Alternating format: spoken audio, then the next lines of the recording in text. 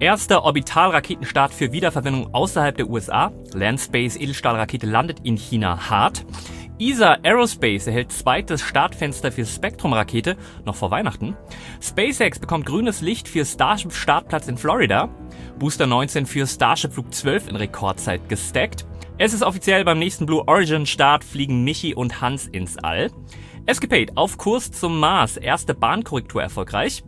Und die Asteroiden Bennu-Proben, die enthalten Zuckermoleküle des Lebens. Das und noch mehr mit allen Hintergründen schauen wir uns heute an. Herzlich willkommen zu Senkrechtstarter, dein Space Update auf Deutsch. Es war ein spektakulärer Flug und ein mindestens ebenso spektakuläres Ende. Am 3. Dezember hob die brandneue Sukhoi-3-Rakete vom Raumfahrtzentrum Jiuquan in China ab. Es war der Erstflug der 66 Meter hohen Edelstahlrakete.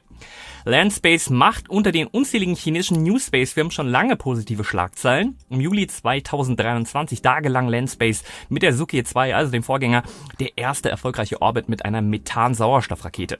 Etwas, das SpaceX ja, wenn man kleinlich ist, bis heute ja noch mit dem Starship erreichen muss.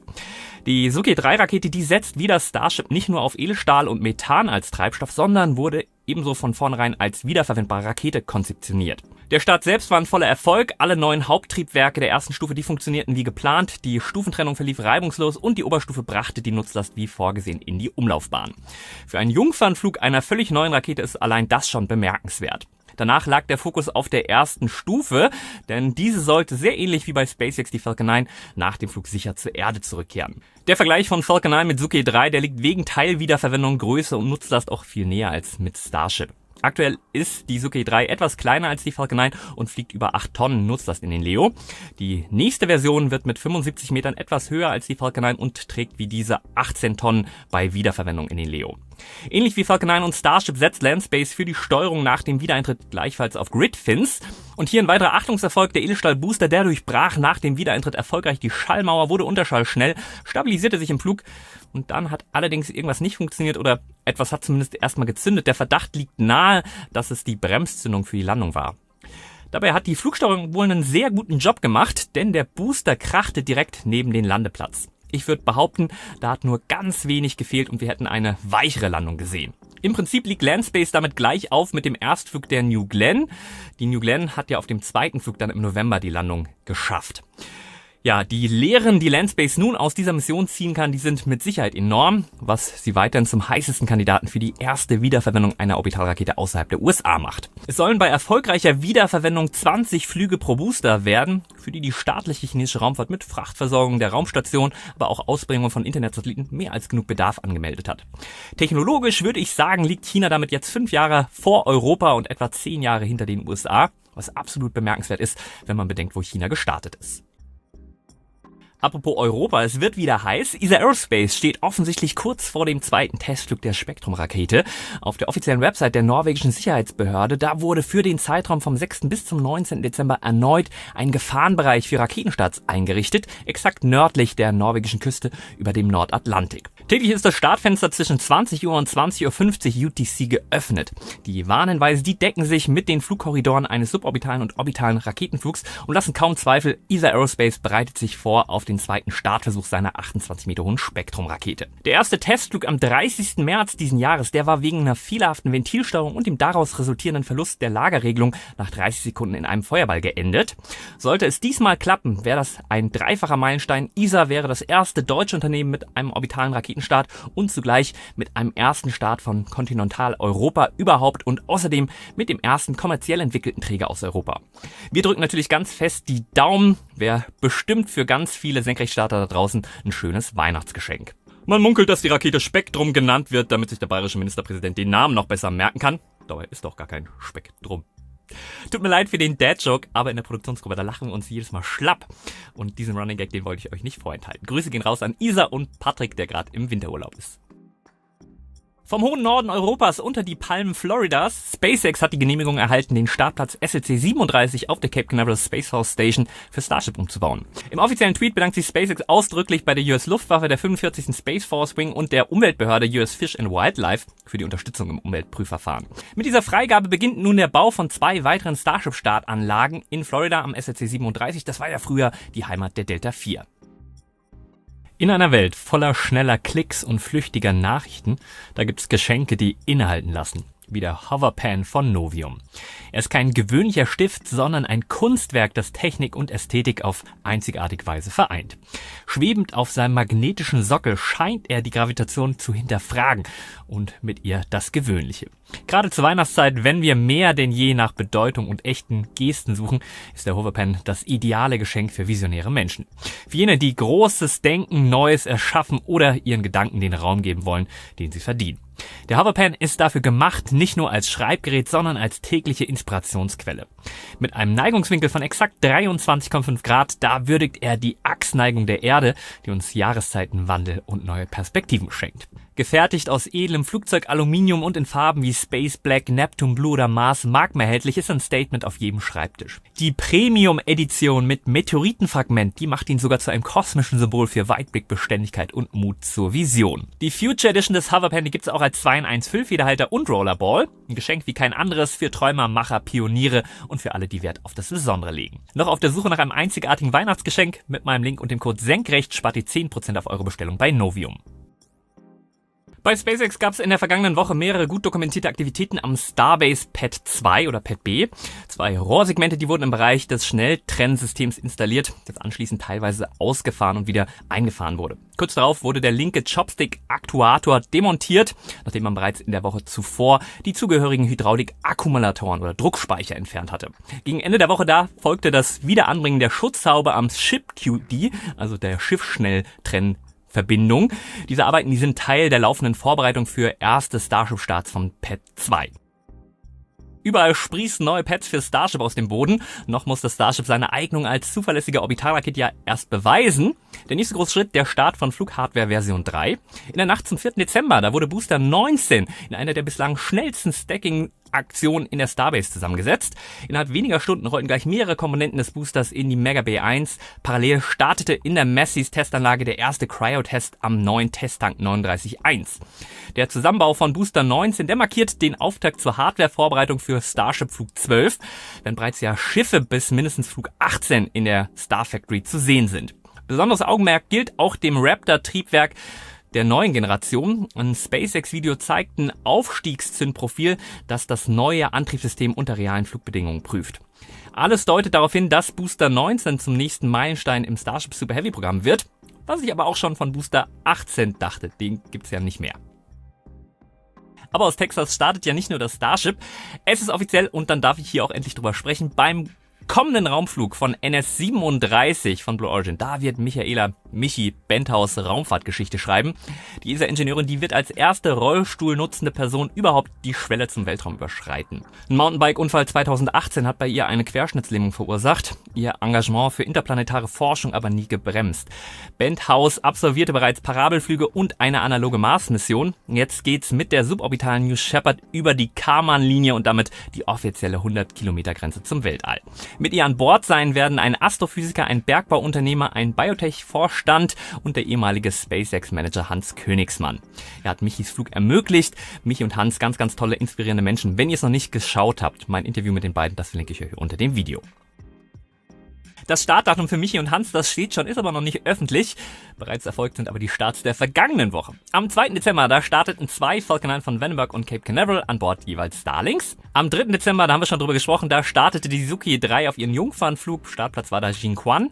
Am 4. Dezember, da startete erneut eine Falcon 9 von Vandenberg auch hier Starlings an Bord. Am 5. Dezember startete eine Kuaizhou 1A von Jinquan, Nutzlast ist mir nicht bekannt. Und an Nikolaus, da sollte in China eine Hyperbola 1 von Jinquan aus gestartet sein und eine Langer Marsch 8A von Wencheng. Nutzlast in beiden Fällen ist mir noch nicht bekannt. Blue Origin macht Tempo. Nur kurz nach dem erfolgreichen zweiten Flug der New Glenn ist bereits die nächste Raketenstufe auf dem Weg zum Startplatz. CEO Dave Lim veröffentlichte ein Bild, das den Transport der dritten GS2-Oberstufe zum Launchkomplex 36 in Cape Canaveral zeigt. GS2 Glenn Stage 2, so bezeichnen die Zweitstufen.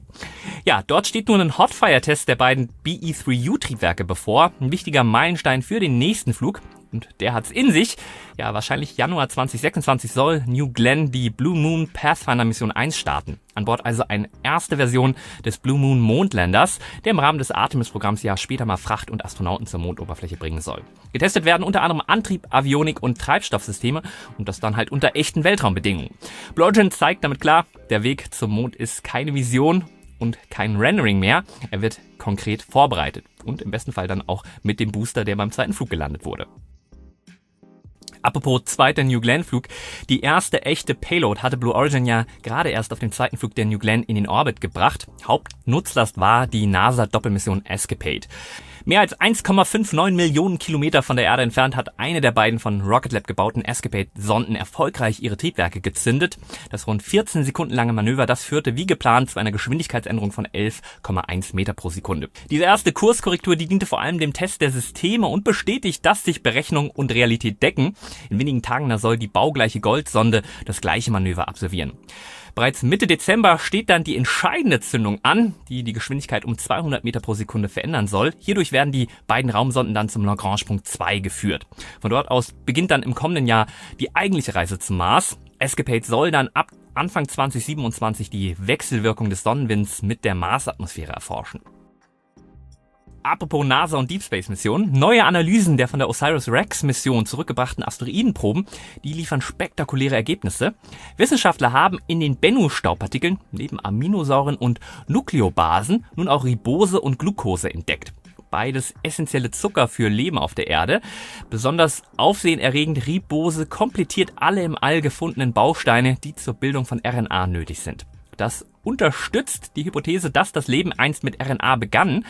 Ebenfalls gefunden ein bislang unbekanntes gummiartiges Material, das sich wie Raumfahrtpolyurethan verhält, weich plastisch, später durch Strahlung verhärtet. Es könnte sich um einen der ältesten organischen Stoffe des Sonnensystems handeln. Ja, und noch eine Überraschung. 6-mal mehr Supernova-Staub als je zuvor in Asteroidenmaterial entdeckt wurde. Bennu entpuppt sich als kosmische Zeitkapsel, die nicht nur Hinweise auf die Ursprünge des Lebens liefert, sondern auch auf die Geburtsstunde unseres Sonnensystems. Was für eine geile Zeit, um sich mit Weltraumforschung zu beschäftigen. Die NASA, die hat ja nach bald einem Jahr Trump-Administration immer noch keinen offiziellen Chef. Jared Isaacman, Unternehmer und Kommandant der privaten Raummission Inspiration 4 und Polaris Dawn, ist erneut als NASA-Administrator nominiert und stellt sich nun ein zweites Mal dem US-Senat. Nachdem seine erste Nominierung im Mai überraschend von US-Präsident Trump zurückgezogen wurde, offenbar aufgrund eines Streits zwischen Donald Trump und Elon Musk, kehrte Isaacman nun mit einem neuen Rückhalt zurück. In seiner Anhörung betonte er die Dringlichkeit, mit Artemis 3 und der Mondlandung voranzukommen und warnte vor einem Rückstand gegenüber China. Sein umstrittenes Reformpapier Project Athena, das unter anderem eine Effizienzoffensive für die NASA skizzierte, das verteidigte er als offenes Denkkonzept, nicht als Sparplan.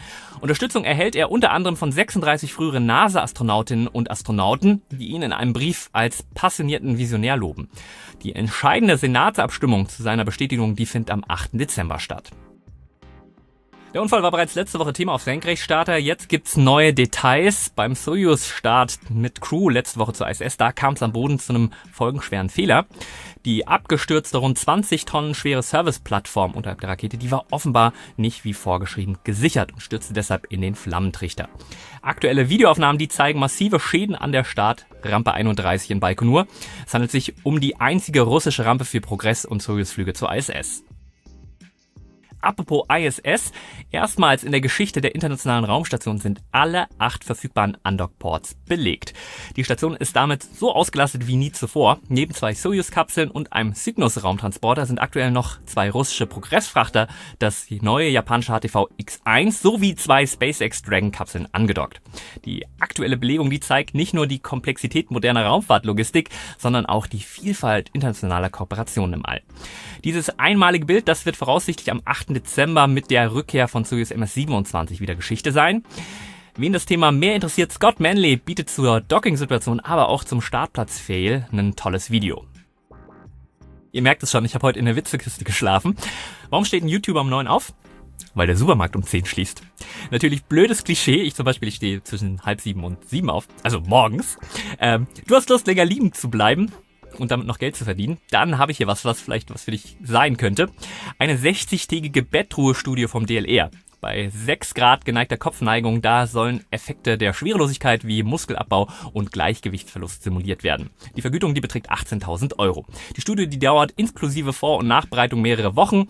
Bewerbungen sind nur noch bis zum 12. Dezember möglich. Verlinke ich euch unter dem Video. Apropos Schwerelosigkeit, was macht eigentlich nochmal Copenhagen Suborbitals? Ja, gerade wieder Spenden einsammeln, denn das Team von Copenhagen Suborbitals, die verfolgen ein ebenso ehrgeiziges wie einzigartiges Ziel, nämlich einen Menschen über die Kármán-Linie schicken, mit selbstgebauter Rakete.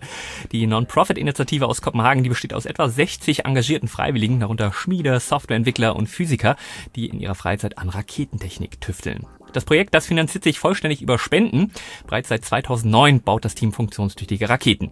Insgesamt 6 Raketen wurden seit 2011 gestartet, einige davon mit Kapsel- und Rettungssystem. Die Starts, die erfolgen von einer schwimmenden Plattform in der Ostsee. Mit der Spica-Trägerrakete, da soll in Zukunft ein Amateurastronaut sicher ins All und zurückgebracht werden. Wer sich selbst ein Bild machen möchte, die Raketenwerkstatt in Kopenhagen, die ist jedes Wochenende für Besucher geöffnet.